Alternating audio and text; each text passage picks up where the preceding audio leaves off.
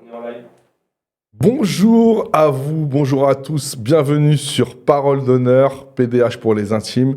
Aujourd'hui, on a un live très spécial car en fait, on est, on a des invités qui sont, voilà, on a une co-animation de ce live parce qu'on est là pour vous présenter Index Investigation. On va en parler tout de suite avec mes deux acolytes du jour. Voilà, on est en live sur Twitch et sur YouTube, environ pour peut-être 1h30, quelque chose comme ça. Et comme je viens de vous le dire, on est là pour parler d'une ONG qui s'appelle Index Investigation. On dit plutôt Index, mais voilà, je voulais aussi donner le nom complet au début de ce live. Et voilà, je vous présente tout de suite mes partenaires du jour. À ma droite, dans le coin droit, Nadav Joff. Salut. Enchanté de te voir en vrai. Très content d'être Pour là. la première fois. Donc toi, tu fais partie de Index depuis combien d'années ? Ça fait 3 ans. 3 ans, voilà. Et quelles sont tes fonctions, si on peut dire ça comme ça ? Moi, je fais de l'enquête en 3D. Je suis modélisateur 3D. Enquête en 3D. Donc on va rentrer dans tous ces aspects. Et dans le coin gauche, Francesco Sebregondi. Voilà, merci. Et toi, tu es un des fondateurs, c'est ça ? Alors, le fondateur. Cette structure, ouais, qui a 5 ans aujourd'hui. Il y a 5 ans, voilà. Et voilà, aujourd'hui, on est 7 dedans. Et voilà, on est ravis d'être là et de cette opportunité de présenter un peu ce travail avec vous, quoi. Bah, clairement, voilà, on s'est parlé il y a quelques semaines de ça pour justement évoquer cette émission, la mettre en place. Et on est extrêmement heureux ici à Parole d'honneur de pouvoir vous permettre d'être face au public, face à cette communauté, si on peut dire, qui est bien sûr extrêmement impliquée, extrêmement investie dans la lutte contre les violences d'État. Parce que c'est ça, l'objet de l'ONG. Et je sais, pour les côtoyer, que voilà, les personnes qui nous suivent, les personnes qui consomment les contenus, etc., sont notamment très investies et très révoltées par un certain nombre d'affaires. Et notamment, peut-être qu'on peut commencer par là, parce qu'on est le 1er décembre, par une affaire qui a ému et révolté beaucoup de monde. En 2018, si je ne me trompe pas, le 1er décembre 2018, c'était la mort de Zineb Redouane, paix à son âme. Et d'ailleurs, vous aviez fait une modélisation. Peut-être qu'on peut la voir en illustration. Et peut-être que vous pouvez justement commencer à en parler pour présenter Index. Vous la passez sans le son, là, on la laisse en... Alors, je sais pas. On reste au son là. On reste au son. Ok, ça marche. Nadav, tu veux en parler ?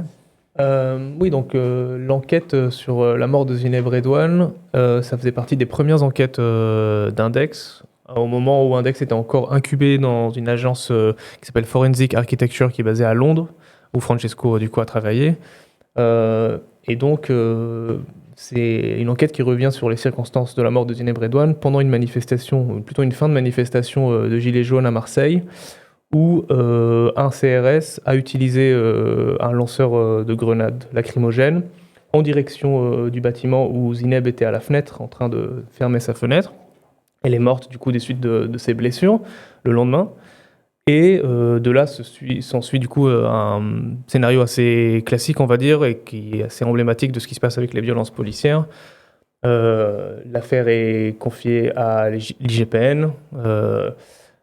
Elle traîne, il y a des expertises qui vont faire en sorte que la culpabilité ou la responsabilité du policier ne soit pas engagée.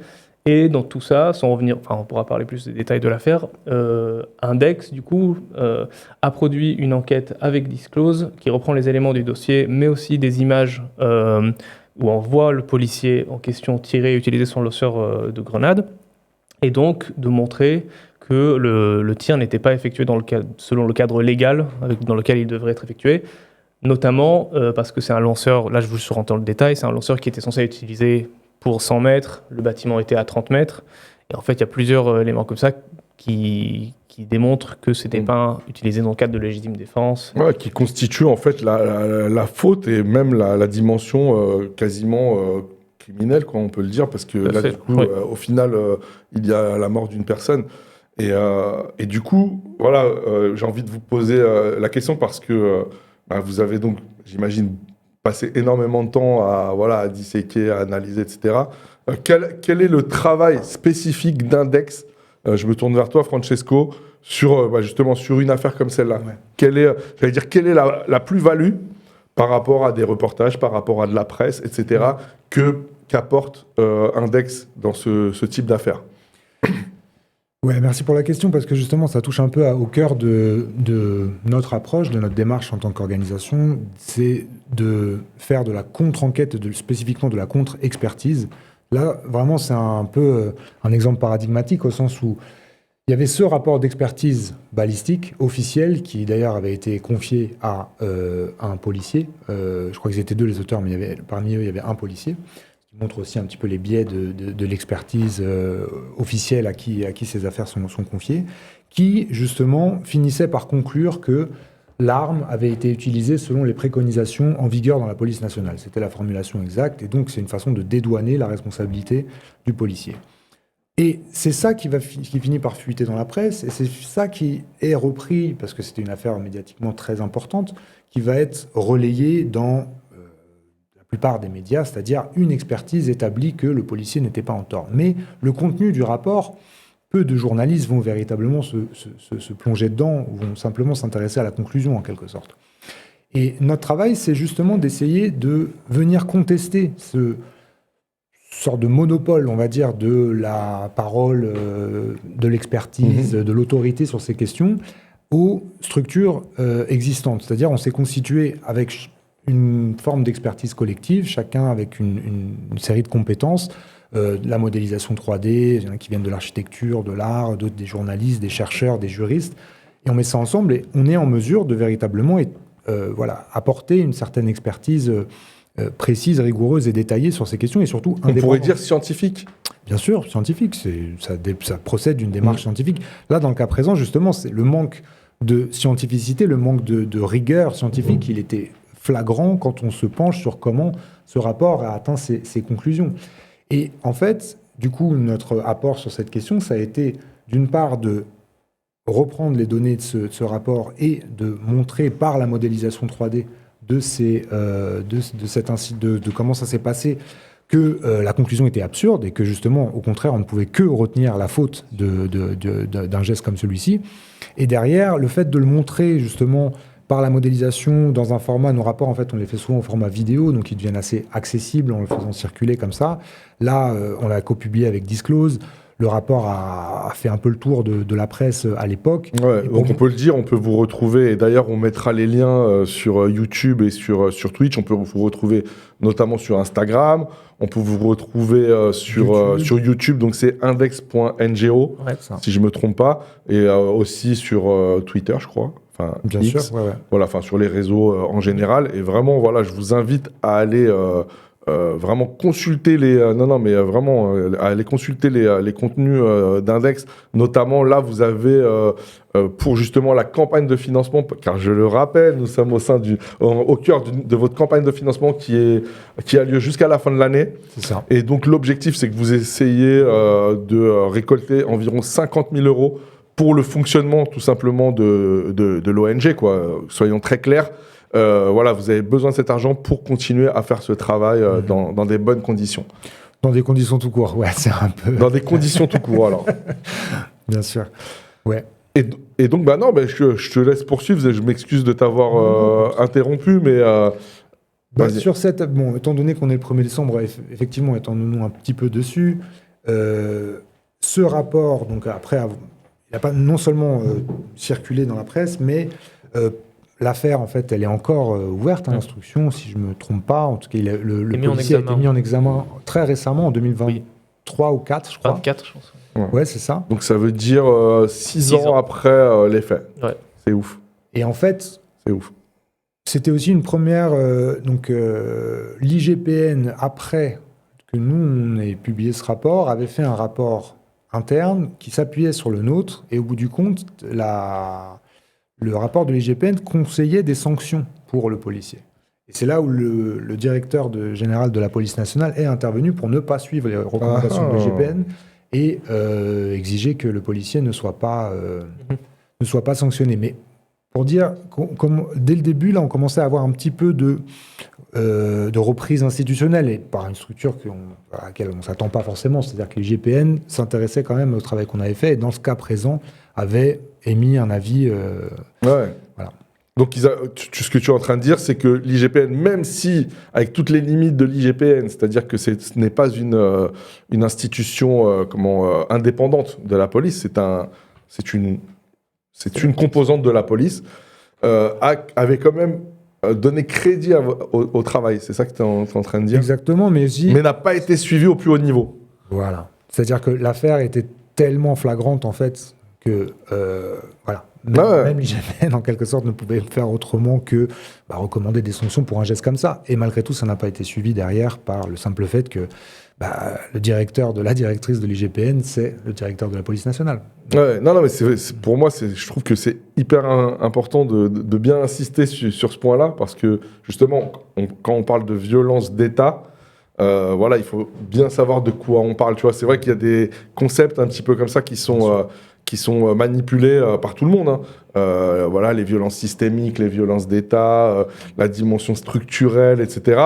C'est qui sont un peu des mots valises, on pourrait dire, parce qu'il faut bien que chacun dise en fait de quoi il parle, tu vois, quand il parle de ça. Et là, voilà, très clairement, là on a un exemple extrêmement concret, c'est donc l'IGPN, donc l'inspection générale de la police nationale, qui entre guillemets, qui valide votre travail, qui valide le travail de ceux qui ont pu démontrer un certain nombre d'évidences, on va dire, mais dans une strate plus élevée, donc peut-être qu'il y a un lien avec le politique, peut-être. À ce moment-là, on voit qu'il y a encore une résistance. Donc pour moi, en fait, c'est quoi la conclusion de mon propos? C'est de dire ça valide encore plus la nécessité et l'importance du travail que vous faites. Mais pour revenir justement sur Index, l'outil Index, peut-être que vous pourriez nous expliquer un peu la genèse, comment ça a démarré, etc. Ouais. Il était une fois Index. Voilà.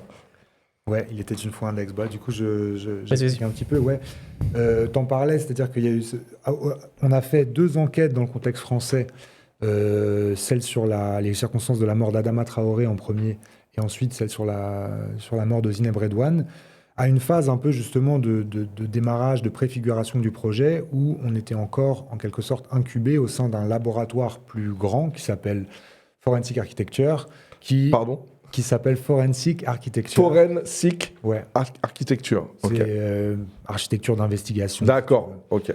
Depuis maintenant une quinzaine d'années, a été un laboratoire pionnier dans le développement justement de plein de nouvelles techniques et d'outils et de méthodes d'enquête qui s'appuient sur la circulation nouvelle de photos et de vidéos sur les réseaux sociaux, d'imagerie satellitaire, et puis justement de reconstitution 3D pour établir des preuves de ce qui a pu se passer, mais à la base surtout dans des contextes de crimes de guerre, violation des droits humains, et voilà.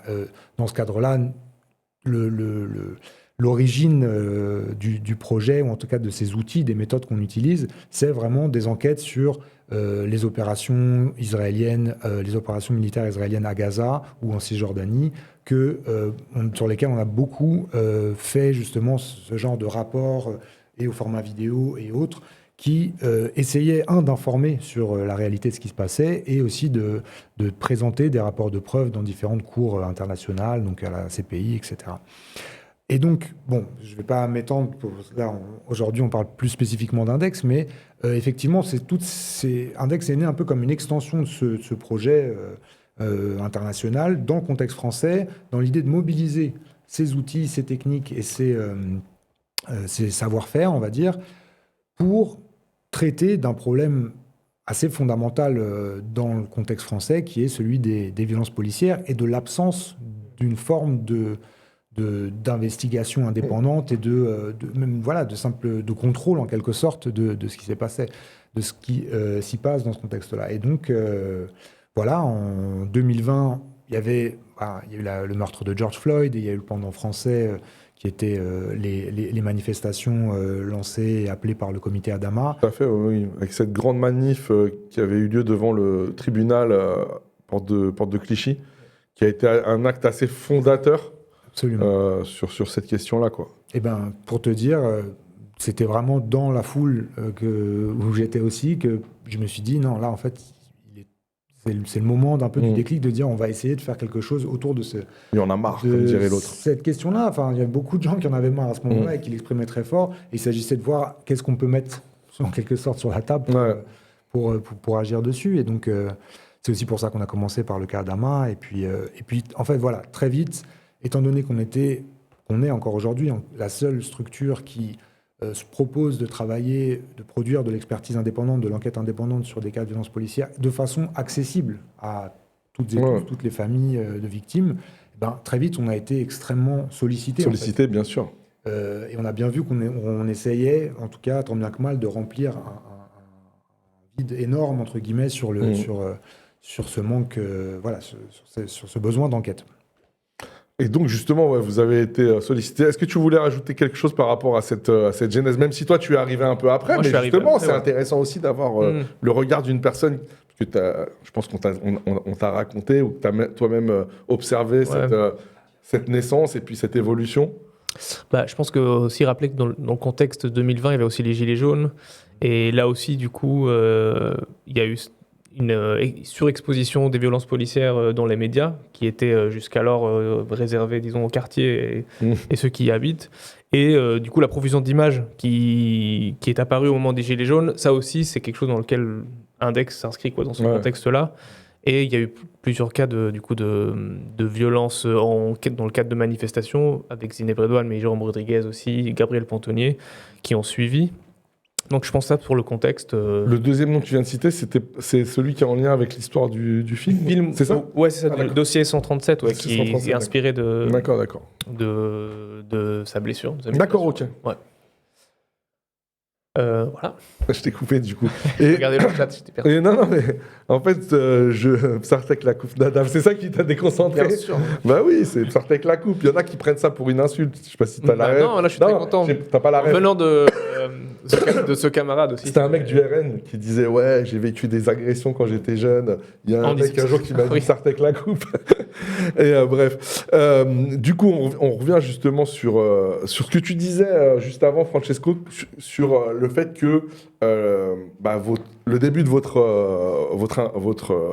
arrivée dans ce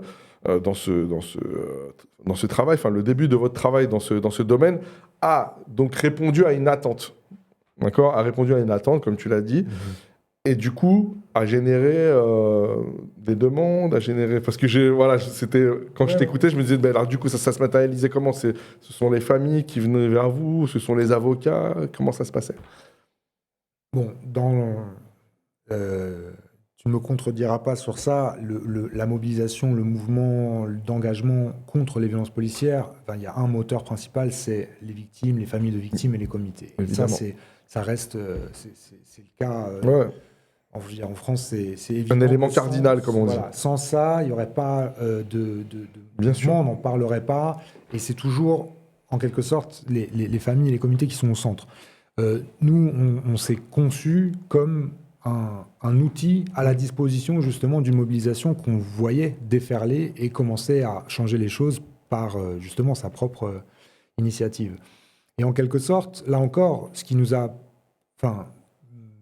pour répondre à ta question, c'est les collectifs et comités mobilisés qui ont commencé à nous mettre en lien avec justement d'autres victimes, familles de victimes, où très vite ils ont identifié, ok, ce genre de travail d'expertise, d'investigation indépendante peut-être répondre aux besoins ici de la famille Camara, parce que Gaël Camara a été tué dans une situation de refus d'obtempérer le 16 janvier 2018, et c'est l'enquête qu'on a produite après, celle qu'on vient de voir, ou d'autres situations, c'est-à-dire très vite dans le milieu militant mobilisé autour de ces questions-là, notre nom, en quelque sorte, a un peu circulé, on nous a sollicité, et c'est comme ça qu'on a commencé à travailler sur toute une série d'autres cas, à chaque fois en essayant justement, en devant faire des choix, hein, parce que je veux dire, en fait, il y a un marasme et une avalanche d'affaires, et nous, on est une toute petite structure, on a très peu de moyens, c'est aussi pour ça qu'on demande des sous aujourd'hui pour pouvoir continuer à faire ce travail.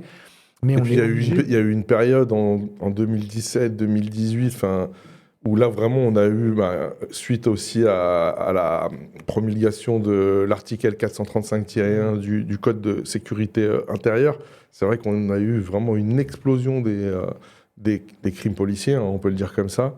Et du coup, j'imagine que vous-même, vous avez ressenti ça dans les sollicitations qui pouvaient affluer vers vous. Oui, absolument. Ouais, on a ça. Enfin, aujourd'hui, on doit être en tout, on a dû publier une vingtaine d'enquêtes en 5 ans, et il doit y en avoir au moins 7 ou 8 qui sont sur des cas de situations dites de refus d'obtempérer, en tout cas de tirs policiers sur des véhicules en mouvement. Et effectivement, tout ça, ça a été. Et en gros, cette explosion, elle est quantifiable, quoi. Je ne sais plus les chiffres en tête, mais on sait que depuis 2017 et le passage de la loi, on a une explosion de la létalité des policiers, des morts pendant les situations dites de refus d'obtempérer. Et donc, nous, c'est juste logique qu'en fait, une grande part de notre travail en France réponde à ça, quoi. Sachant que dans ces cas-là, peut-être qu'on le sait pas assez, les expertises, en fait, elles jouent quand même un rôle essentiel dans les batailles judiciaires. C'est-à-dire des experts qui sont désignés, des experts balistiques, médicaux, etc., qui viennent expliquer le refus d'obtempérer et la légitimité de tirer. C'est là où nous, on s'inscrit souvent pour produire une autre expertise. Et justement, on parlait des familles, on parlait justement de ce lien qui existe et de cette temporalité qui justement... implique que ce sont souvent les comités, donc liés aux familles qui lancent les initiatives, ce qui est normal. Je pense que ça serait bien qu'on montre justement un des extraits que vous avez tourné, parce que vous avez plusieurs personnes représentant des familles de victimes qui ont accepté de témoigner, d'apporter une contribution dans votre travail justement et dans cette campagne de financement, car je le rappelle, c'est une campagne de financement. L'objectif, c'est de récolter 50 000 € avant la fin de l'année pour Index.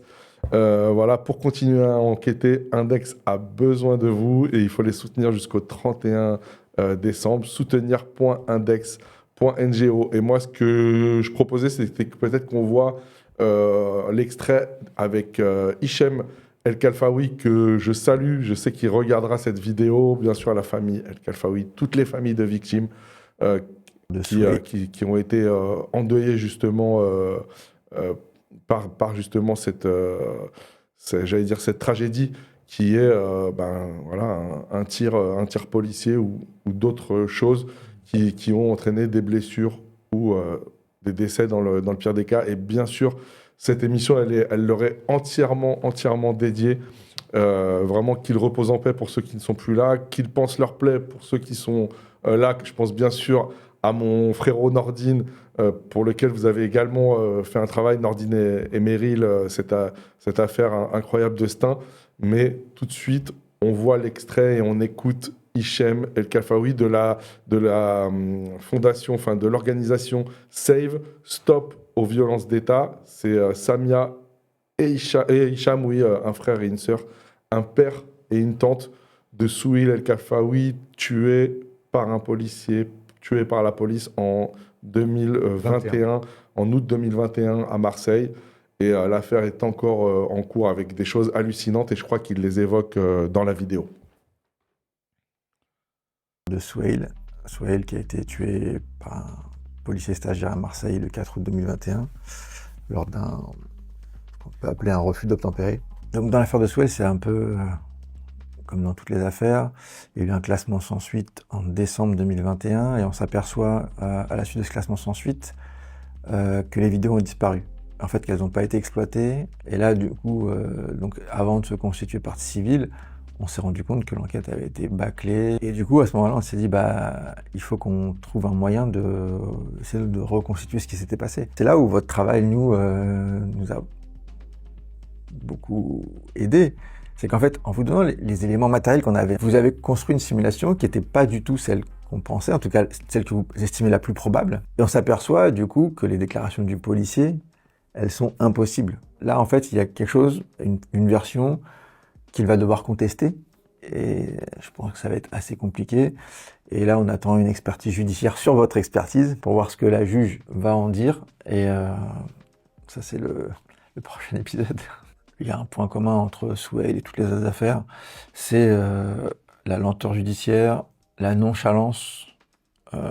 Je suis gentil, en fait, j'ai pas envie d'être gentil, en fait, ils font exprès. Quand on nous refuse tous les actes, quand dans tous les cas les vidéos disparaissent, quand les témoins sont pas interrogés, quand les policiers sont pas mis en garde à vue, la seule chose qui nous reste, nous, les familles, c'est ces petits éléments matériels qu'on a réussi à grappiller, qu'on a réussi à voler à l'institution. En fait, votre travail derrière, c'est un peu, c'est dire, ce qu'on fait, ça sert pas à rien. Parce qu'en fait, c'est utilisé par quelqu'un. Parce que si on avait récupéré tout ça et qu'on pouvait rien en faire, ça serait une énorme frustration. On a besoin de personnes qui soient extérieures à la procédure et qui puissent porter un jugement neutre. Et donc pour moi, c'est essentiel qu'on vous soutienne pour que ce travail puisse continuer. Parce qu'aujourd'hui, c'est un travail que la justice ne fait pas et ne fera pas. C'est un travail que nous, les familles, on peut pas faire parce qu'on est trop impliqués. Et donc, on a besoin vraiment de ces organes extérieurs qui puissent apporter leur expertise et mettre un peu de vérité dans ce mensonge entre la police et la justice. On est revenu. On est revenu. Ouais. Très fort. Très, très fort. Les gars, là, je vous laisse réagir parce que moi, je suis un peu sensible. Ouais, non, mais... Bah oui, non, mais je vous la fais à l'envers, là, Non, mais c'est vrai que Hicham, moi, j'ai eu l'occasion de le recevoir, tu vois, il était à ta place, Nadav. On a parlé un bon moment, plus d'une heure ensemble, et vraiment, je vous engage, c'est pas pour faire de la promo, parce qu'il y a rien à gagner à part mettre en lumière ces affaires, mais vraiment, si vous avez un peu de temps, allez voir cette vidéo, peut-être on peut mettre le lien dans les chats. C'était donc l'interview d'Hicham El Khalfaoui. Là, on a un extrait sur Insta. Il y a une vidéo plus longue où c'est que des shorts comme ça. Justement, donc, dans le cadre de cette campagne de financement, voilà. Qui est aussi une campagne qui marque les 5 ans d'Index et de notre activité. On s'est dit qu'on allait faire un peu un bilan de ce qu'on avait fait. Et la meilleure façon de le faire, c'était justement de donner la parole. C'est ça. Aux victimes, aux concernés, comme on dit, aux premières concernées, pour que eux, s'ils l'acceptaient, se fassent le relais de la valeur de notre travail, de ce qu'on a pu faire dans ces contextes, dans ces différents contextes. Et oui, donc dans un cadre justement au cours de ce prochain mois, on va diffuser 7, je crois, capsules de ce type. Incroyable. De familles de victimes ou de victimes elles-mêmes, parce qu'on a aussi Jérôme Rodriguez et Jérôme Rodriguez, on rappelle, qui a subi un tir de LBD 40 lors d'une manif gilet jaune. Grenade, ah bon, d'accord. Ouais. Mais oui, c'est du même ordre, mais je pensais que c'était LBD. Mais ça avait été décrit comme un LBD. Ah ouais, d'accord. Oui, c'est le souvenir que j'avais. Qui a été éborgné au cours. Éborgné, ouais. Et qui est venu, qui a participé à un live avec nous il n'y a pas longtemps. Ok. Et donc oui, on a décidé de leur donner la parole directement et voilà, on vous invite à toutes les écouter petit à petit. Alors évidemment, c'est des formats courts. En vrai, avec Issam, on a tourné un peu plus longtemps, évidemment, et à chaque fois, justement, pour nous, ça a été des moments intenses d'un point de vue émotionnel, parce que c'est sûr que c'est pas que de l'objectivité scientifique derrière ce travail. Au fond, il y a aussi une cause, il y a une volonté d'atteindre ce qui nous semble complètement hors d'atteinte, ou en tout cas qu'on nous repousse au maximum, qui est justement les faits, la vérité et la justice. Et donc, voilà. Mais je pense qu'effectivement, on ne pourrait pas espérer meilleur témoignage de la valeur et de l'intérêt général de ce qu'on essaye de faire que ce que nous ont partagé directement ces premières concernées. Je suis entièrement d'accord avec ce que tu viens de dire. Et c'est vrai que tout à l'heure, tu parlais justement du fait que les comités, souvent qui s'appellent Vérité et Justice, voilà, sont un élément cardinal de ce combat. Il y a les organisations antiracistes contre les violences policières. Il y a, comme vous, on pourrait dire les experts ou en tout cas les enquêteurs. Voilà, c'est ça que cherchais comme mot. Il y a tout ce qui est presse papier, presse vidéo, les streamers, enfin les gens qui s'expriment, qui analysent, etc. Également les chercheurs, tu vois, que ce soit des sociologues, que ce soit des anthropologues, que ce soit des criminologues, je sais pas si ça existe, mais bon, des gens qui étudient la criminologie. Tout ça, c'est une sorte d'écosystème, tu vois, où évidemment les familles sont l'élément central parce que ça part d'eux, c'est eux qui ont été touchés. Et c'est vrai qu'à chaque fois, c'est assez prenant parce que, en fait, ce sont des personnes, quand tu les observes, tu ne peux pas ne pas penser en permanence au fait qu'ils ont été frappés par vraiment, parmi les drames les plus sordides, c'est-à-dire là, en l'occurrence, perdre ton enfant, je veux dire, voilà, c'est le truc le plus hard qui puisse arriver. Et comment ils arrivent à transformer ça en énergie, tu vois, vitale et en énergie de combat, Nadav? Tu me demandes comment ils font? Je te demande qu'est-ce que est-ce que ça te, voilà, qu'est-ce que ça t'évoque? Est-ce que c'est ça, par exemple, qui toi, t'a donné envie de t'investir dans cette aventure qui est Index? Oui, en partie, ouais. Évidemment, c'est ça. Après, comme disait Francesco, nous, on est en contact, on fait un travail qui est objectif, qui veut avoir une démarche scientifique, mais qui reste au contact humain avec les victimes, les proches des victimes et les familles. Donc c'est un peu en tension, quoi, tout ça, parce que nous aussi, ça nous touche, ça Bien nous sûr. bouleverse. Et là, justement, pendant la campagne, le fait d'avoir fait ces entretiens, c'était, je pense aussi, un moment qui nous a touchés plus que d'habitude, où, en fait, sinon, on est dans le processus judiciaire, on tend à être en décalé, on va dire, avec tout ça. Et comme dit Issam, en fait, la procédure elle est encore en cours avec Souheil. Et donc, il y a des va-et-vient qui se font encore entre expertise et qui traînent plus ou moins, quoi. Et donc, nous, de notre côté, on peut que rester humble et être inspiré par Souheil, par Issam, par Samia et par tous les proches qui mènent leur combat, et les victimes d'ailleurs. Les victimes. Et d'ailleurs, voilà, c'est ce que j'allais tu vois, on est en télépathie parce que j'allais dire, voilà, là, on a parlé assez longuement de Hicham, mais aussi par rapport au travail qui est fait par Stop aux violences d'État, Save, notamment, on les avait beaucoup vus lors de la fête de l'UMA.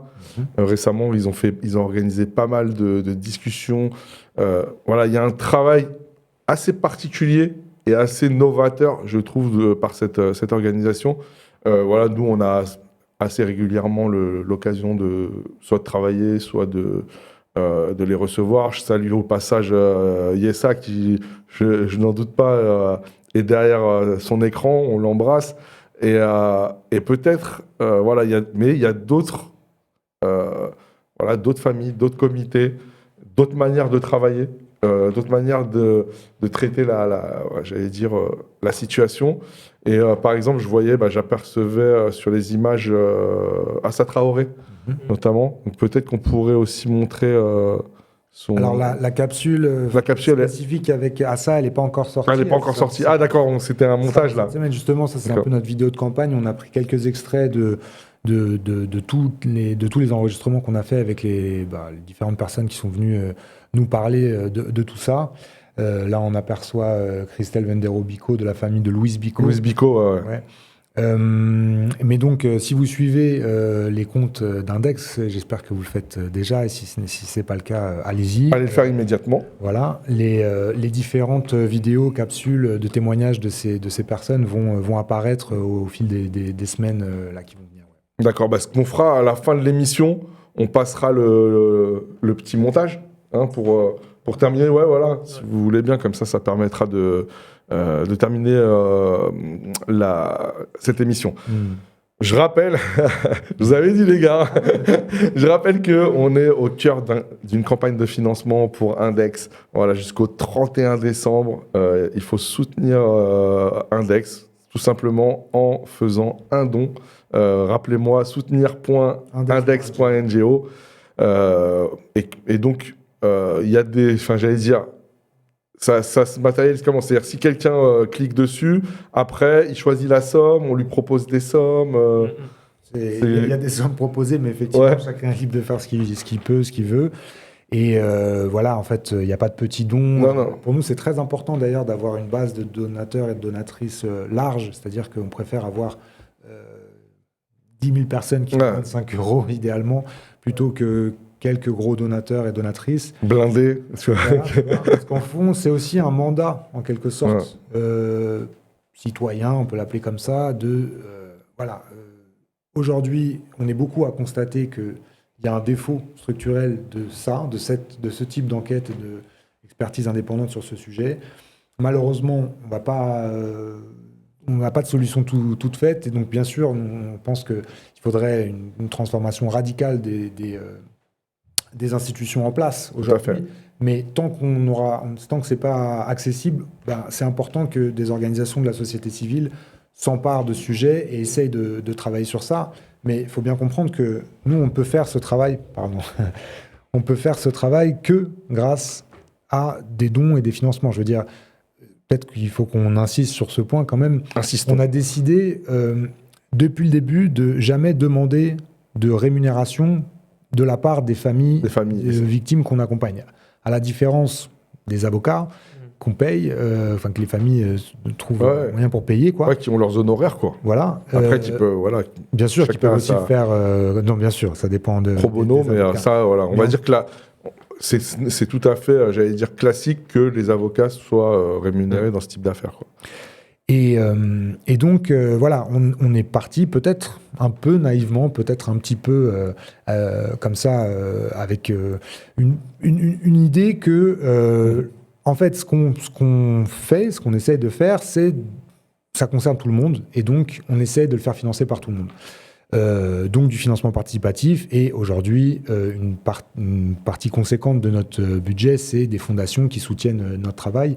Mais en vrai, aujourd'hui, si on a quelques fondations qui nous soutiennent, c'est parce qu'à la base, on s'est lancé par du financement participatif. Ouais.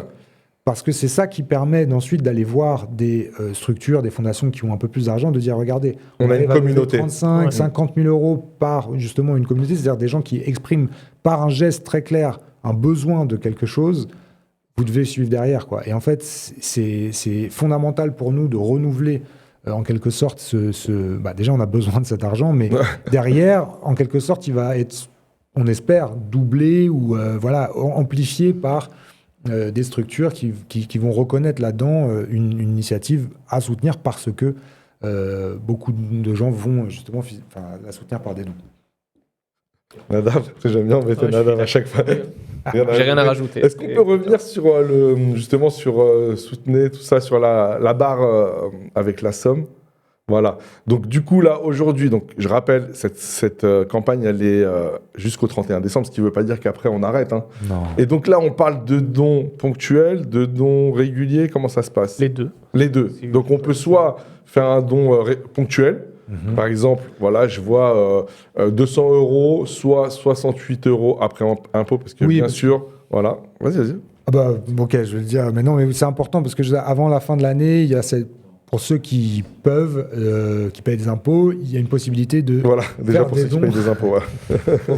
Il y a une possibilité de faire des dons qui vont être défiscalisables, et donc c'est pour ça qu'il y a aussi une campagne où on essaie d'atteindre un certain montant et que ce soit potentiellement des dons ponctuels mais un peu plus gros, parce qu'on essaie d'utiliser aussi le levier de la défiscalisation pour certaines personnes. Au lieu de les donner aux impôts, autant de nous donner de l'argent à nous pour nous soutenir là-dessus. Et derrière, par contre, évidemment, en fait, comme pour vous, je crois, je veux dire, c'est très important, les dons réguliers, mensuels. C'est fondamental. Voilà. C'est fondamental parce que c'est ça qui va te permettre d'avoir déjà une stabilité À partir du moment où quelqu'un s'engage de manière, parce que c'est sans engagement, mais en tout cas de manière régulière, tu sais que voilà, tu as une certaine, tu peux avoir une vision un peu plus lointaine, un peu plus à moyen terme, à long terme. Ouais. Quand ta structure, enfin quand ton financement est structuré en grande partie sur des dons ponctuels, bah, ça veut dire que tu es obligé tout le temps de relancer.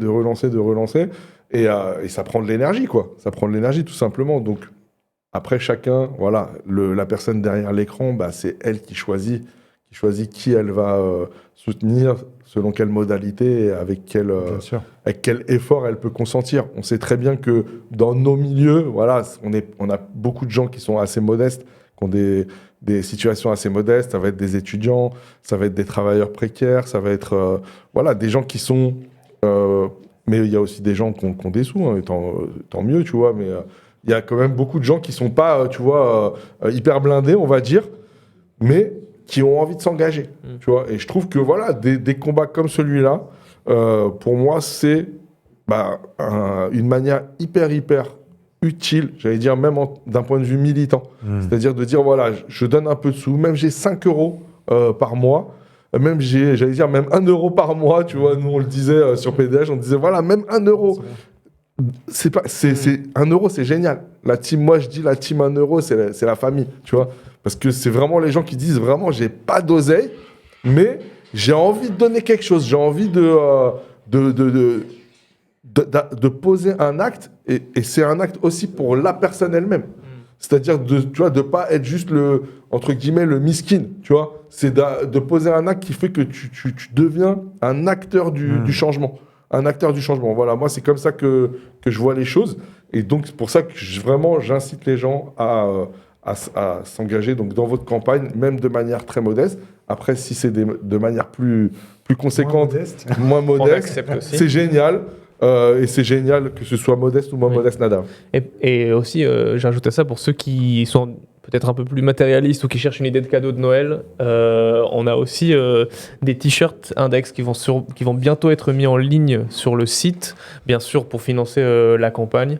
Je ne sais pas si vous les voyez ça à l'écran, mais bientôt ça sera sur notre site. Bientôt le voir. Attends, je crois qu'on va bientôt sur le voir. Alors déjà, on le voit sur Francesco. En même temps, comme ça, vous pouvez admirer sa plastique irréprochable. Contrairement à la mienne, qui est très reprochable. Et donc, c'est le t-shirt index pour la somme de 35 euros. Donc voilà, vous pourrez soutenir...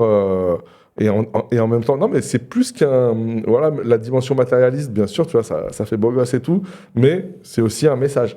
Bien sûr. C'est-à-dire que voilà, on peut aussi communiquer à partir de ce t-shirt. Voilà, je sais pas, vous êtes en soirée, bonsoir. Index, c'est quoi? C'est une nouvelle marque? Non, Index. Index, c'est une ONG d'investigation à but non lucratif. Voilà, et je pense que ça peut faire un starter, tu vois, un truc. C'est l'objectif. Une prise de contact. Je parle de manière abstraite, bien sûr, mais ça peut être une entrée en matière. Voilà, c'était mon tuto séduction. Oui, Francesco? Non, mais je voulais ajouter justement, tu soulevais le point de peut-être beaucoup de personnes actuellement qui nous regardent ou dans les... Je t'arrête. Ouais. Il y a John Wayne. Alors bon, par contre, je valide pas le pseudo. Un immense respect et des frissons d'humanité pour les familles des victimes qui luttent de la plus belle des manières contre la haine. Pardon, Francesco. Bah ouais. Merci pour le chat. Merci pour le message. Enfin, et allez-y, le chat. Posez des questions. Faites vos remarques et tout. Allez-y, n'hésitez pas. Ouais, non, je disais que effectivement, il y a peut-être parmi ceux qui nous écoutent des gens qui soutiennent la démarche, mais qui n'ont pas forcément les moyens aujourd'hui de nous soutenir financièrement. Et en fait, je voudrais aussi évoquer le fait qu'il y a aussi d'autres moyens de nous soutenir, nous suivre et relayer nos contenus, parce que aujourd'hui, voilà, ça fait 5 ans qu'on fait ce travail, mais c'est un travail un peu de l'ombre, parce qu'au bout du compte, quand on publie des enquêtes qui finissent par être relayées par des grands médias, des médias mainstream, quoi. Avec Libération, Le Monde, ou alors avec des médias indépendants comme Blast, le média Disclose, etc. Street Press, non? Street Press. Tout ça, étant donné que ça c'est publié par ce média qui est déjà identifié, etc., le fait que derrière, c'est un travail qu'a fait Index, bon, ça passe un petit peu à la trappe. Ouais. Et donc, du coup... Sauf si c'est largement, j'allais dire, relayé et expliqué, pardon. Voilà, exactement. Donc, en fait, de toute façon, nous aider à nous faire connaître, à relayer nos travaux, nos messages, etc., et toucher plus de monde qui pourrait, justement, élargir un peu notre base de soutien et de donateurs et donatrices, c'est très important. Et clairement, nous, on sait faire des trucs qui sont justement des enquêtes, des expertises. On n'est pas forcément les meilleurs communicants de la planète. Et du coup, on a besoin de vous pour faire tourner le mot par rapport à ce qu'on fait. Je suis pas d'accord avec ce qu'il vient de dire, mais bon. Moi non plus, je pense qu'on est des très très bons. C'est un filou, non, mais alors voilà, j'ai fait connaissance de Francesco aujourd'hui. Nadav, on se connaissait virtuellement, mais voilà. Mais voilà, non. Là, vous ne dupez personne, monsieur. Et juste avant de te laisser la parole, je lis en même temps, vu que là, on commence à avoir plusieurs interactions dans le chat, c'est Sam Space, Mister Sam Space, qui dit, en parlant de Jérôme Rodriguez, je l'ai vu en direct, alors, on peut pas remonter dans le... Non mais en gros, il disait qu'il l'avait vu en direct, qu'il n'était absolument pas menaçant, qu'il filmait simplement la police et le policier le visait. Ça, c'est apparemment une personne qui était présente sur la scène. Voilà, c'est un témoignage qui... Ouais. Je rajouterais juste quelque chose à ce que disait Francesco par rapport à la nature de notre travail et vis-à-vis de la visibilité. En fait, on travaille selon des calendriers juridiques qui parfois nous obligent du coup à être sur un ton long, voire très long, pour les raisons que tu as évoquées tout à l'heure, notamment la lenteur des enquêtes d'IGPN, les va-et-vient, etc. Et aussi, sur certains cas, il y a des cas qui sont tout simplement pas médiatisés. Pour l'instant, peut-être qu'ils ne le seront jamais. Et donc, oui, en effet, on a travaillé... Comme par exemple, tu as un exemple Souhail. Souel, oui, Souel, pour l'instant, c'est pas publié. Ouais. Il y en a d'autres, en fait, qui sont soit en cours, soit, en fait, où on n'a pas pu rendre ça public.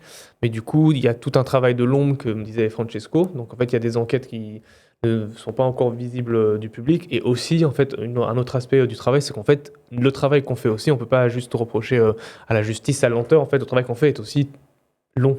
C'est-à-dire, c'est des enquêtes qui sont faites de façon minutieuse, avec des va-et-vient, avec des vérifications. Et donc tout ça met du temps. Et quand on arrive au moment de la publication avec un grand média ou non, en fait, derrière, il y a des heures, je sais pas, on n'a pas compté les heures, mais des centaines d'heures de travail qui passent par l'enquête, la modélisation, le montage, etc. Donc... Et il y a Fidelio qui vous... Fidelio 93, voilà, je sens que tu voulais répondre. Alors, je lis les questions et après, je vous laisse répondre. Est-ce que votre expertise est reconnue de manière officielle par les tribunaux? Et prolongement de la question, et que pensez-vous des expertises des tribunaux en général? Oui, alors justement, ça fait lien un peu avec ce qu'on disait, c'est-à-dire que il y a les enquêtes qu'on a publiées, souvent au format vidéo, mais pas que, etc. Mais il y a tout un... C'est un peu la face émergée de l'iceberg, au sens où il y a le gros de notre activité, elle reste dans l'ombre, au sens où il y a tout un travail justement d'accompagnement sur le temps long autour de batailles judiciaires spécifiques. Voilà, Issam El Khalfaoui en parlait, donc je peux en parler aussi ouvertement. On les accompagne depuis 2022. Pareil pour la famille Pontonnier, pareil pour d'autres cas, Bilal, etc., sur lequel, justement, en fait, nous, on va pas forcément publier, mais on va produire des rapports d'expertise indépendante qui vont être directement versés dans un dossier de procédure et qui vont, dans le meilleur des cas, permettre justement de, en quelque sorte, mettre un caillou dans l'engrenage et de venir gripper une mécanique en général assez bien huilée par lesquelles ces affaires finissent soit par un classement sans suite, soit par un non-lieu, etc. C'est-à-dire de venir exiger que certains points soient regardés en détail et donc de forcer justement que certains actes, certaines expertises, certaines choses soient faites. Bref. Donc il y a toute une partie de notre travail qui est directement effectivement dans le cadre judiciaire. Souvent c'est avant les tribunaux, au sens où les instructions judiciaires, elles peuvent être très très longues dans les affaires de violences policières avant qu'il y ait un procès, et dans la plupart des cas il n'y en a pas. Donc c'est vraiment à l'étape de soit une enquête du parquet, soit d'un juge d'instruction, où tout ça est regardé et ça peut prendre des années. Donc nous, c'est surtout là qu'on intervient. Et après, dans certains cas quasiment exceptionnels aujourd'hui, un policier peut être envoyé devant un tribunal pour passer en procès. Et on a quelques exemples récents. Samir, tu peux peut-être en parler directement, vu que tu y étais pour le procès des policiers de la BAC qui ont tiré sur Nordine et Meryl. La BAC de Stein, bien sûr. Sur laquelle, justement, nos travaux peuvent servir de support au débat judiciaire, y compris même en audience. Ouais. Bah justement, ouais, c'est vrai que c'était, je pense que c'était l'année dernière, je pense C'était fin de l'année dernière. Ouais. Voilà, en 2024. Et effectivement, là, en tout cas, la défense de Nordine, notamment. Après, je préfère que ce soit vous qui me disiez si ça a été également utilisé par les juges, par l'instruction, etc. Ouais, alors en fait.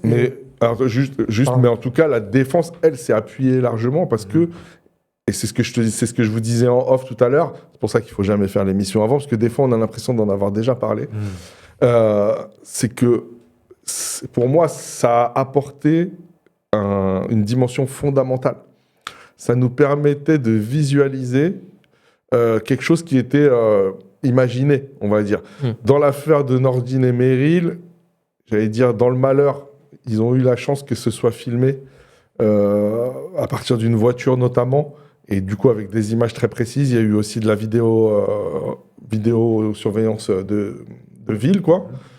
Mais les images à partir de la voiture, elles ont été déterminantes parce qu'on voit vraiment l'attitude du policier qui a tenté d'abattre Nordine, il faut dire les choses clairement. Mais il y a aussi des images qui sont suggérées par le mouvement, par les positions des voitures, etc., mais qu'on ne voit pas. Et justement, la modélisation, pour moi, elle a vraiment eu cette vertu qu'on voyait ce qu'on ne pouvait pas voir. Et la modélisation permettait d'avoir une crédibilité.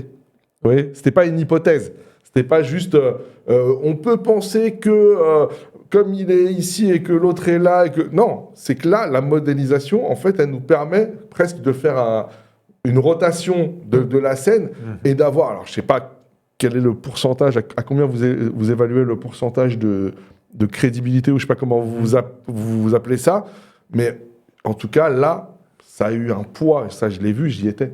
Alors je me suis fait virer du tribunal avant la fin, parce que je réagissais de manière un peu...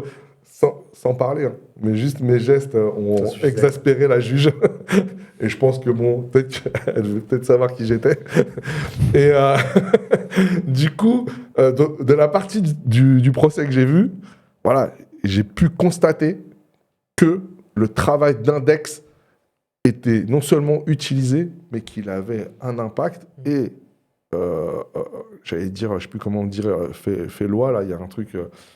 nécessité fait loi, ou je ne sais pas comment on dit, mais en tout cas, à l'arrivée, il y a eu une condamnation. Certes, pas à de la prison ferme, mais de la condamnation. C'est-à-dire qu'il y a une déclaration de culpabilité des policiers dans cette affaire, et c'est quand même... c'est quelque chose qui est quasiment unique, quoi. Donc moi, en fait, la question, parce que c'est vrai que c'était un peu long, là, ma sortie, mais la question, c'est... voilà, est-ce qu'on a par rapport à ce niveau de crédibilité, je ne sais pas comment vous allez me dire comment vous appelez ça, mais en gros, quand on reconstitue, on est sûr à combien de pourcents? Voilà. En fait, nous on appelle ça une marge d'erreur. En fait, comme on est dans une démarche scientifique, on se doit de calculer une marge d'erreur par enquête, par modélisation. Il y en a toujours une qu'on calcule. Sur Nordine, je ne saurais pas vous dire de combien elle est. Ça se calcule souvent en centimètres, en mètres, parce que notre matière de départ, c'est les caméras. C'est les bien sûr. Après, pour rebondir peut-être, parce que ça fait le lien avec la question qui a été posée par le chat, par Fidelio, que pensent-ils des experts des tribunaux?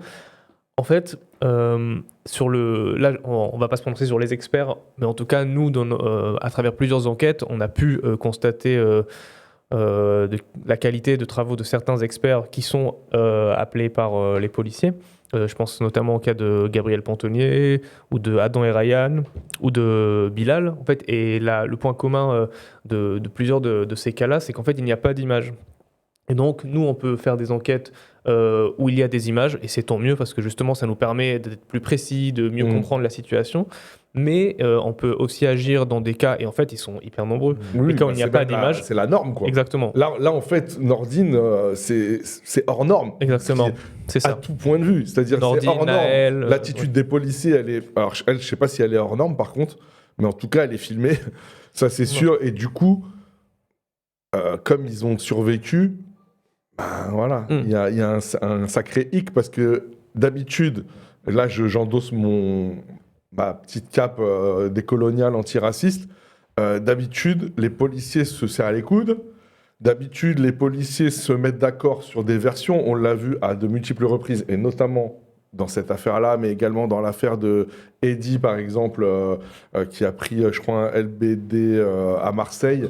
Dans le cas de Souil aussi, il y a eu des gens on a cramé qu'ils avaient raconté des mensonges, quoi, tout simplement. Oui.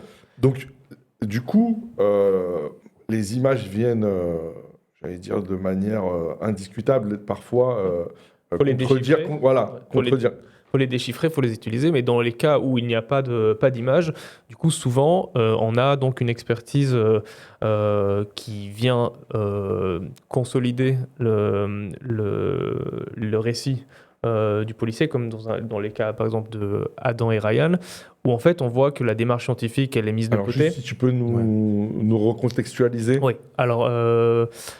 Adam et Ryan ont été tués à Villeurbanne. Vénissieux. Oui, Vénissieux, pardon. En 2022. Très bien. Pardon, Oui, je n'avais pas les dates en tête. Tous les tableaux en tête. Ouais. Vas-y.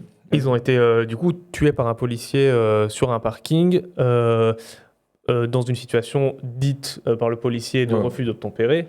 Et donc Classique. C'est un cas de double homicide où sur lequel nous on travaille. C'est un cas qui n'est pas médiatisé, mais il y a quand même un rapport qui est sur notre site, voilà, c'est ça. Et là, du coup, on n'a pas d'image. Mais par contre, ce qu'on a, c'est une expertise versée au dossier par un expert. Et nous, ce qu'on peut faire et ce qu'on a fait, c'est en gros de tester la vraisemblabilité de la version qui, elle, est admise comme étant évidente. Donc la version d'un expert, de plusieurs experts. D'un expert. Et donc vous, en gros, c'est de checker si son expertise, elle tient la route ou pas. La version des policiers. C'est-à-dire que D'accord. il y a d'abord un rapport version qui est racontée par le policier en audition. Il s'est passé comme ça. Et dans le cas présent, disons-le, le double meurtre, enfin l'auteur des tirs qui a tué... Le double homicide, qui a tué Adam et Ryan, 20 et 25 ans respectivement, il dit l'avoir effectué alors qu'il a été renversé par la voiture, alors qu'il était penché sur le capot de la voiture en mouvement, et il aurait tiré 5 fois à travers le pare-brise et atteint les deux personnes alors qu'il était sur le capot de la voiture en mouvement. Et justement, vérifions si ça tient la route. Et il y a une expertise qui vient valider ça, alors que les trajectoires balistiques sont complètement absurdes. Et c'est ce genre de situation auquel on est confronté. C'est-à-dire que la parole policière, elle a tellement d'autorité. Elle est sacralisée, on peut le dire. Et derrière, en plus, on vient en quelque sorte l'authentifier en faisant appel à des experts qui devraient... Enfin, je sais pas.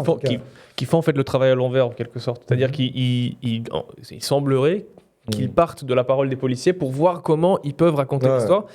Ce qu'on fait, nous, on fait l'inverse, c'est-à-dire on part de la constatation de ce qu'on a avec nous. Donc là, par exemple, typiquement, là, on avait une voiture criblée de balles à tel et tel endroit. On a des rapports d'autopsie qui nous indiquent des trajectoires. Et donc, on combine tout ça en 3D et on voit ce qui fonctionne, ce qui ne fonctionne pas. Et donc, on teste ça. Et donc, voilà, je ne sais pas si ça peut répondre à la question qui a été Ça posée. répond totalement à la question, ça fait plus qu'y répondre. Alors, il y a Wesh la Team qui vous demande un stage en même temps. Agdama, c'est pareil, voilà. Lui, en réalité, il est en détente. Wesh, ça prend les stagiaires. J'ai ma licence de droit bientôt. Et pour écoute, envoie ta candidature, Wesh la Team. Voilà, envoie ta candidature et tu verras bien. Tu leur dis que tu les as connus sur le live de PDH et puis tout de suite, ça fait un peu comme une lettre de recommandation, quoi. Il y a aussi Davilou qui dit limite, il a même la chance d'être encore en vie, Nordine. au vu de la reconstitution fait par Index. Et Meryl mais aussi. lui, c'est un miraculé. Bien sûr. Et Meryl Nordine, aussi. Meryl, bien sûr. Nordine et Meryl, bien sûr. Et ce sont des miraculés parce que la volonté, j'allais dire meurtrière, est évidente. Je veux dire, quand on voit l'attitude du policier, c'est évident. Il parle de Michel Zecler aussi, qu'on Oui. salue également. On a vu tout le processus parce qu'effectivement, il y avait une vidéo protection dans son studio de musique. Et il y a Fig de Barbarie aussi qui dit que, par exemple, Adama, il n'y a pas de vidéo. J'imagine, non, il n'y a pas de vidéo. Il y a des vidéos du coup qui précèdent la scène de caméra urbaine, mais bien sûr on n'a pas de caméra à l'intérieur de l'appartement où il se fait plaquer par les policiers. Et là du coup le travail c'était de constituer les différents scénarios selon les dires des policiers et de voir où est-ce qu'il y a des incohérences, où il y a des choses qui ne fonctionnent pas. Je vous invite à regarder la vidéo, elle est aussi sur le site. Mais on rappelle que dans l'affaire de Adama Traoré, il n'y a pas eu de condamnation. Non, c'est toujours Ce sont des gendarmes qui étaient 10 à ans. l'opération. J'insiste juste sur ça Francesco. parce qu'au fond, Insiste. le titre que vous avez choisi pour cette émission, enquêter par les images sur les violences d'État. Il me charge. Non, je rigole. Vas-y. Non, je dis que... Très bien choisi. Mais je sais, non, mais... J'abonde dans ton... Alors, du coup, s'il est très bien choisi, j'en prends la totale responsabilité.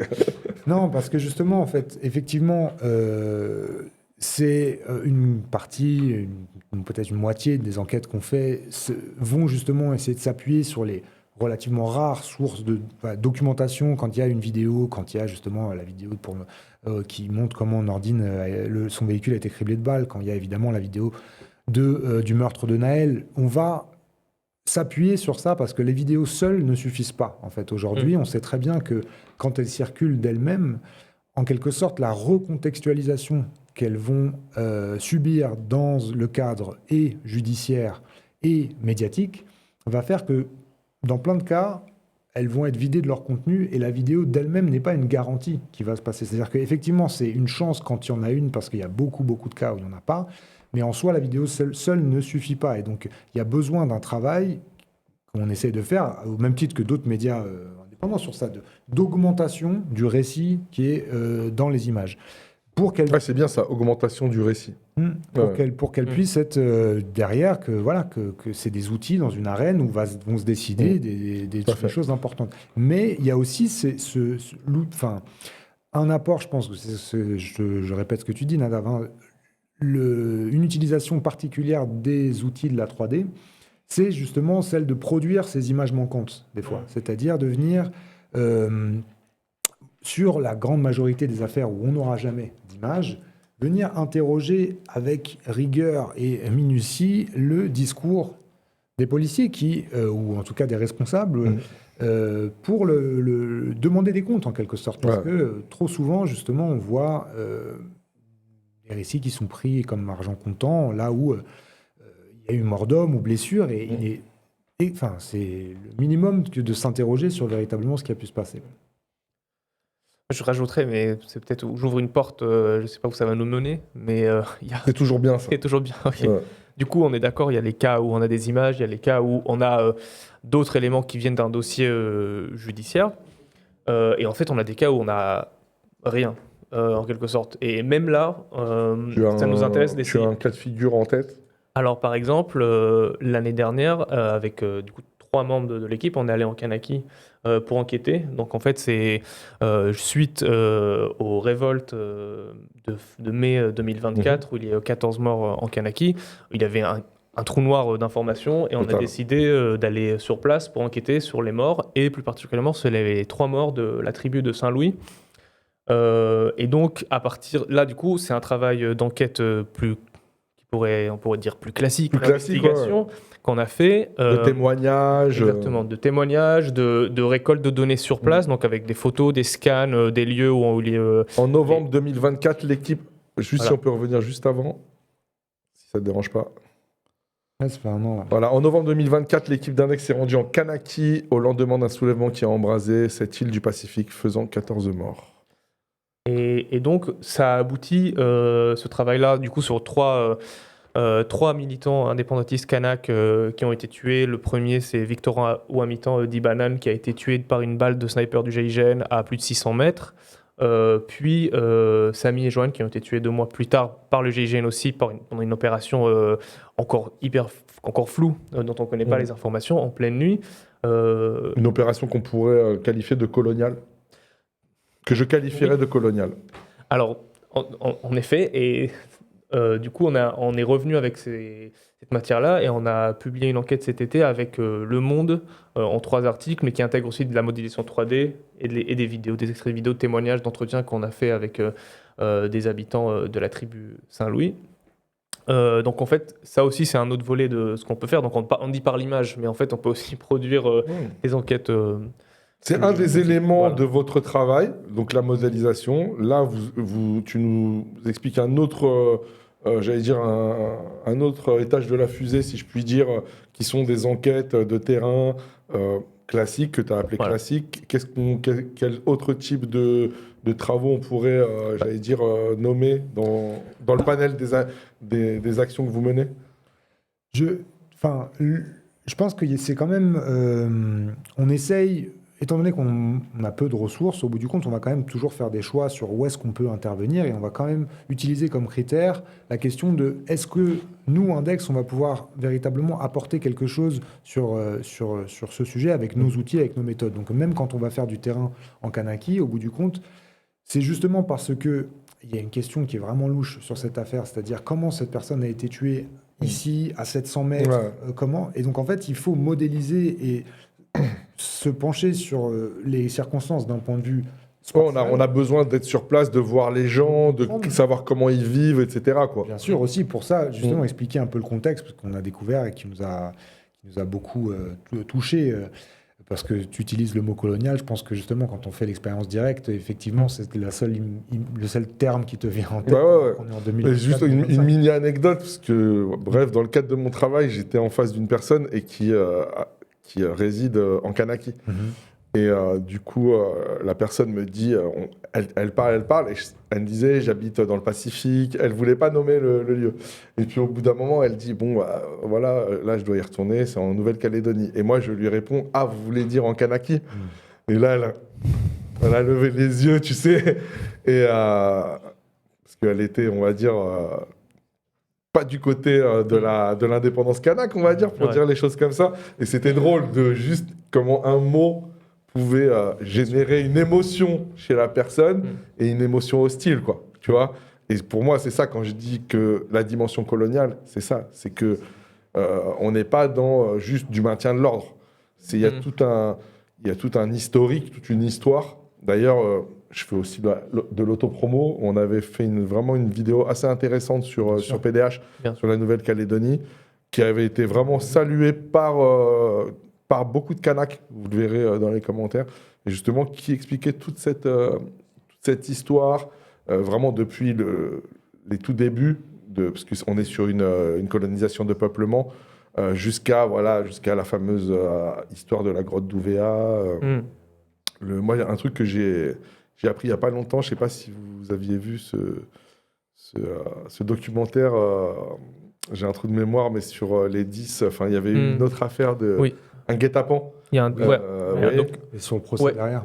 Wagnat, où ils font une reconstitution. C'est important d'avoir un mec calé en cinéma. Et il y a cette scène dans ce film où ils font une reconstitution eux-mêmes. Ils prennent les choses en main. Ils se placent, etc.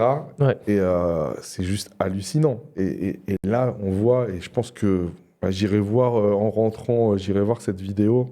Et je vous invite à aller la voir, à la partager, à la commenter, à la liker. Non, mais c'est très important qu'il y ait un maximum de personnes qui suivent ces choses-là. Mais pour moi, c'est la situation de la Kanaki actuellement, c'est un peu comme pour les familles, tu vois, c'est central. C'est à un moment donné, si on se considère décolonial, on ne peut pas ne pas, je veux dire, tout faire pour que la Kanaki soit libérée, quoi, j'ai envie de dire. Pardon, vas-y. Vas-y, finis. Non, mais et en fait, c'est quelque chose qu'on a évidemment constaté sur place, c'est-à-dire le présent colonial, mais qui est aussi relevé du coup par l'enquête, c'est-à-dire la gestion de la crise par l'exécution de militants, par l'enfermement massif, mais aussi, du coup, il y a des choses un peu plus fines qui sont révélées dans l'enquête, c'est-à-dire des négociations entre des commandants de la gendarmerie et des chefs coutumiers, à la fois un coup de la diplomatie, un autre coup du chantage, des menaces, des punitions collectives de toute la tribu de Saint-Louis où habitaient les 3 victimes, et du coup qui étaient sous un verrou constant, sous siège en fait, pendant des mois et des mois, et la situation n'est toujours pas revenue à la normale là-bas. Et juste pour faire le lien, parce qu'évidemment il y a le continuum colonial indéniable entre, disons, la France métropole et la Kanaki, mais juste c'est un fait à noter comme ça, c'est que ce qu'on appelle la bande à bananes, c'est-à-dire qui viennent de Saint-Louis, dont les 3 ont été tués. En fait, pour la plupart, ils ont été radicalisés, on va dire, entre guillemets, à cause de la mort d'un de leurs amis, qui s'appelle William Descoiré, qui a été tué par la gendarmerie en situation dite de refus d'obtempérer par un gendarme. 2016, c'est ça. Et donc, si on peut, là aussi, on peut faire une attache. Je peux me permettre de t'interrompre parce que tu as utilisé, parce que j'étais en même temps, je t'écoutais et en même temps je réfléchissais à la suite et tout. Ouais. Tu as dit que c'était radicalisé. Tu as dit ça? J'ai fait avec des guillemets. Ah d'accord. Pour faire le raccourci. Non, ok. Non, parce que je me disais, Non, mais en ce moment, je sais pas, je suis très, très basé sur le vocabulaire et tout. Et je trouve que, voilà, il faut qu'on. Voilà, je me permets, hein. Mais pour moi, voilà, je dirais entrer en résistance. Parce que, en tout cas, je me permets d'avoir cette lecture, mais je sais que, voilà, on n'est pas en désaccord. Hein. Mais des fois, la sémantique, voilà, elle nous. J'allais dire. On est imprégné, tu vois, par un environnement. Voilà, c'est juste, mais c'était juste une toute petite parenthèse. Tu as tout à fait raison, parce que ce terme-là, en fait, ça veut tout et rien dire. Et juste pour finir, et notamment, l'émission n'est pas sur cette enquête-là, mais... mais pas de problème, prenons le temps. Juste pour parler encore de l'aspect colonial de la chose, le passage par tous ces jeunes indépendantistes par le camp Est, qui est la prison sordide, le donjon dans lequel on met les Kanaks à Nouméa, et par lequel ils sont tous passés. Ouais. Et puis on peut rappeler aussi Christiantin, qui avait été, lui, clairement déporté de la Kanaki vers la métropole. Suite à son arrestation comme étant l'instigateur, je ne sais plus, le chef charismatique, ou je ne sais pas comment ils l'ont qualifié, mais de la résistance kanak. Donc il a passé pas mal de mois en prison dans les geôles françaises, et il a été récemment libéré. Là, j'avoue que j'ai un trou, je ne sais plus s'il est retourné en Kanaki ou s'il a... Je crois qu'il doit résider en métropole. Sous contrôle judiciaire, je crois. Quand il a été libéré, c'était le cas. Je sais pas si ça a changé depuis. Si quelqu'un a l'info, ou si quelqu'un peut chercher l'info, ça serait sympa. Mais en tout cas, non, c'était bien de prendre du temps. Parce que, voilà, moi, par exemple, tu vois, avant qu'on ait le projet de cette émission, pour moi, voilà, Index, c'était la modélisation. Tu vois, j'avais une vision un peu... pas simpliste, c'est déjà... mais j'avais la vision que c'était ça, votre taf. Tu vois, et pour moi, déjà, c'est énorme. Mais en fait, on se rend compte... à l'occasion donc de cette campagne de financement qui prendra fin le 31 décembre. Donc vraiment, voilà, mobilisez-vous pour Index. Et j'étais en train de me dire, tu vois, aussi que ça peut être aussi un cadeau une forme de cadeau de Noël, quoi, tu vois. C'est-à-dire, dire à quelqu'un, voilà, au lieu de te faire un cadeau à 10 €, à 15 €, on fait une carte, on met vous pouvez même nous scanner, voilà, nous QR scanner, c'est dire je fais un don pour toi de 20 € pour que Index puisse continuer à enquêter. Donc Index a besoin de vous. Soutenir.index.ngo. Soutenez-nous, soutenez-les avant le 31 décembre. Et voilà, c'est une idée. Voilà, je sais qu'il y en a qui vont faire des cadeaux pour la fin d'année, etc. Ouais.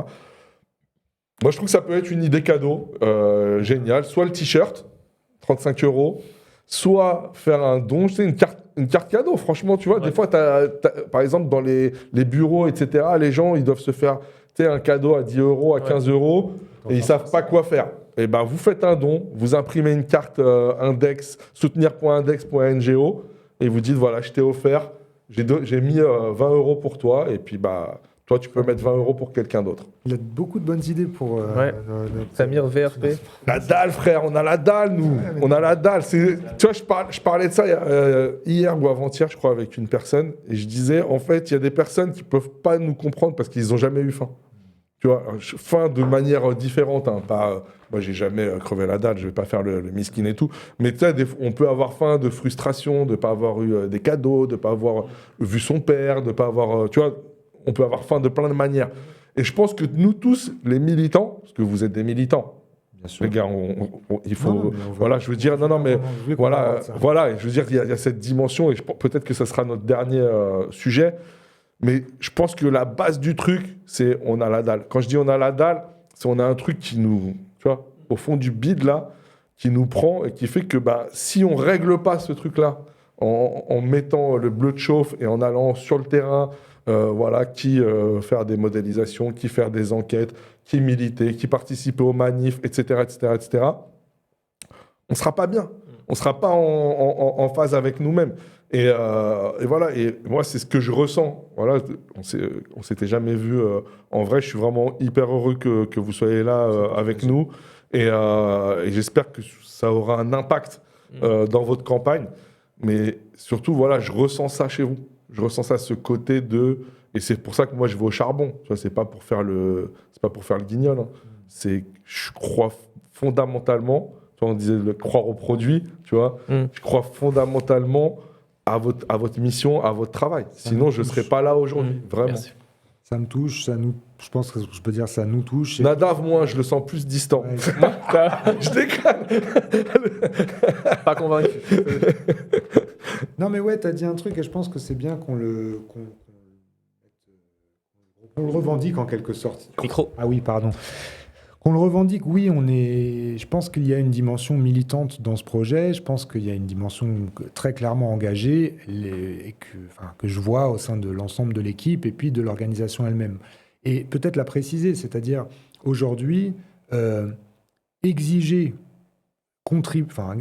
soit exiger soi-même, soit contribuer aux batailles, aux luttes pour la vérité et la justice sur des affaires de violence d'État, ça nécessite un engagement, ça nécessite une forme de militantisme, mais rien que d'exiger que les choses soient faites avec la diligence et l'attention nécessaires face à des morts, des homicides, des crimes, des blessures terribles, etc. Et en fait, refuser cette espèce de nonchalance avec laquelle, d'un revers de main, ces affaires finissent par être balayées et disparaissent. En quelque sorte, on en parle souvent, la caractéristique des violences d'État, c'est qu'elles s'opèrent sur deux plans. Il y a le déni, il y a la violence des actes, et puis il y a la violence du déni des actes. Et cette violence, elle s'étend, elle perdure, elle est permanente en quelque sorte. Et nous, c'est sur ce deuxième degré de violence qu'on essaie véritablement d'intervenir de façon aussi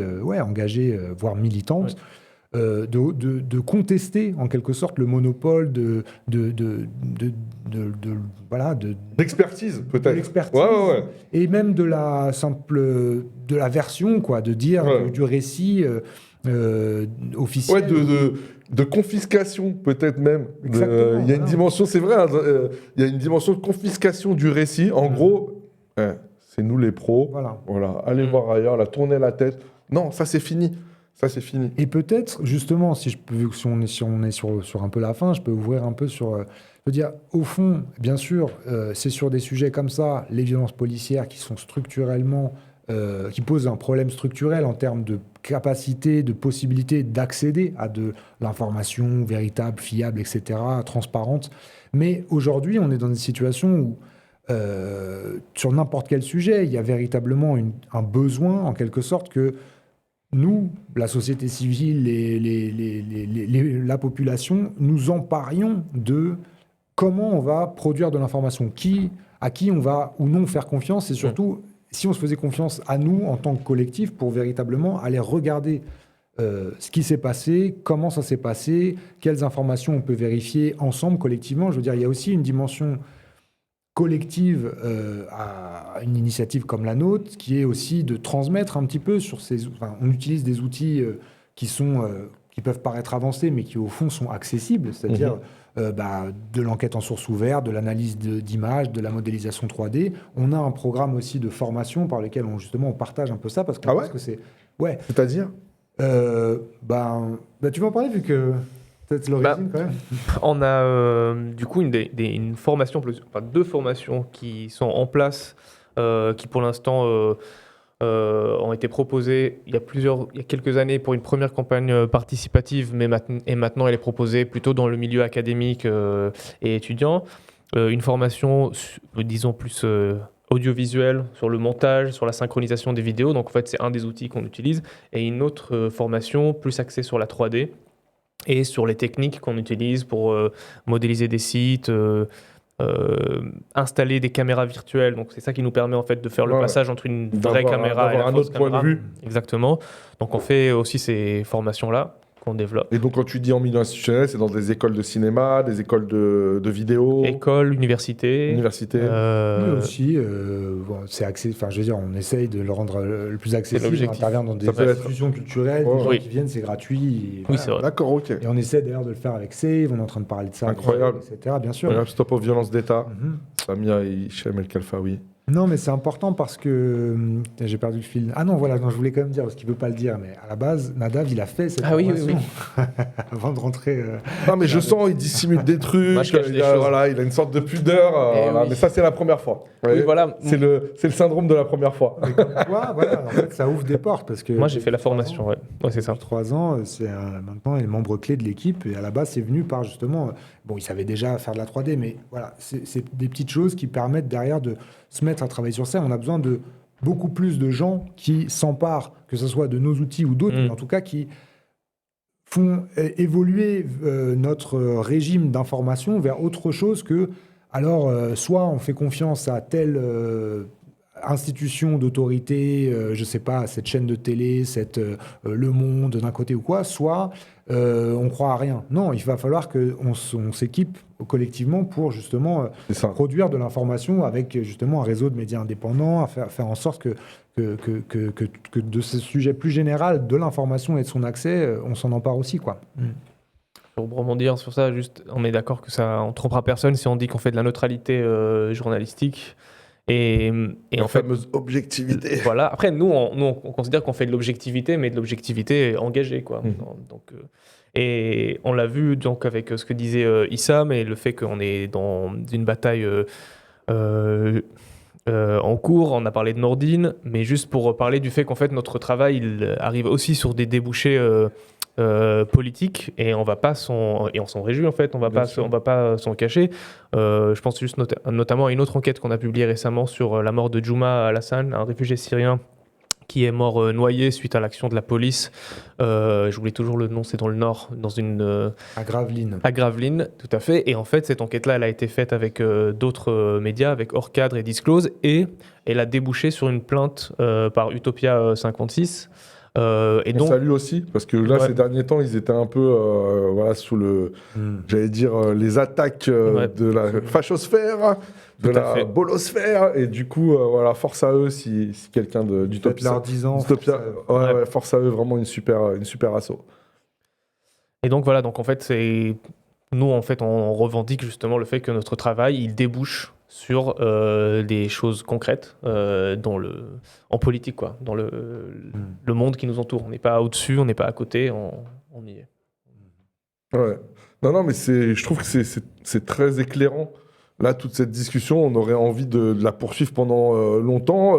J'espère que vous êtes venus aujourd'hui. J'espère qu'il y aura d'autres occasions de se parler, de se voir, de présenter d'autres aspects ou d'une autre manière votre travail. Mais en tout cas, d'autres enquêtes, parce que peut-être je sais que par exemple, il va y avoir, on l'espère prochainement, le procès par rapport au meurtre de Naël Merzouk, par exemple, et vous avez pas mal bossé dessus. Donc peut-être qu'à un moment donné, ça sera une occasion de se revoir. Bien sûr, on salue également la famille de Naël. Moi, je pense à Maïsane en particulier, mais toute la famille, bien sûr, la maman, la grand-mère, tout le monde. Et on leur dit, on leur souhaite le maximum de force et de courage dans cette épreuve. Et moi, je voulais aussi saluer, alors je ne pense pas que vous ayez travaillé sur cette affaire, parce que la mort de Amadou Koumé a eu lieu en 2015. Donc, et c'est une des premières fois que la police, enfin que des policiers étaient condamnés à de la prison avec sursis au tribunal de Paris. Et du coup, à l'occasion, moi, c'est un peu la première affaire que j'ai pu suivre.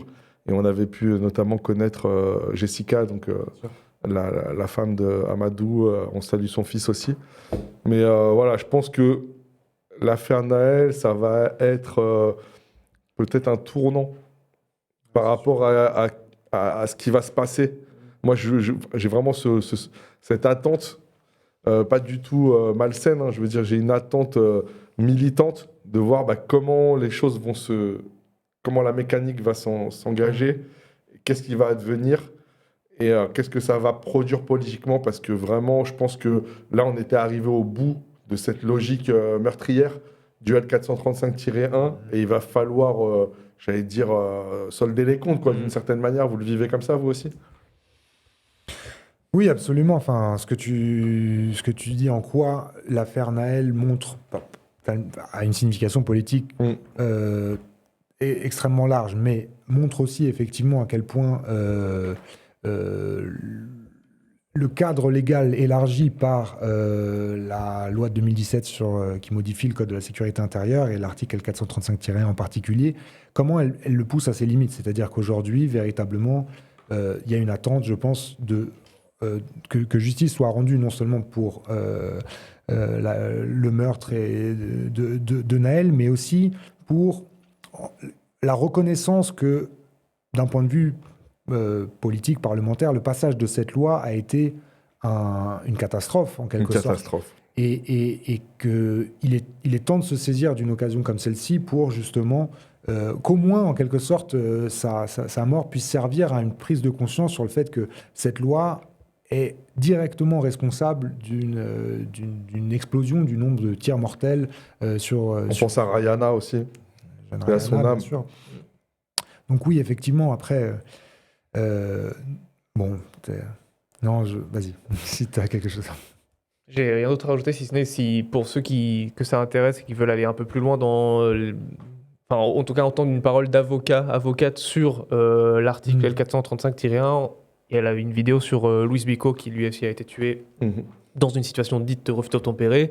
Vidéo où l'avocate Lucie Simon donne un décryptage, on va dire, plus technique de la loi et de ce qui se passe à la lumière de l'homicide de Luis Bico. Une vidéo qu'on a produite. Oui. Une vidéo qu'on a produite et qui est aussi trouvée sur notre site.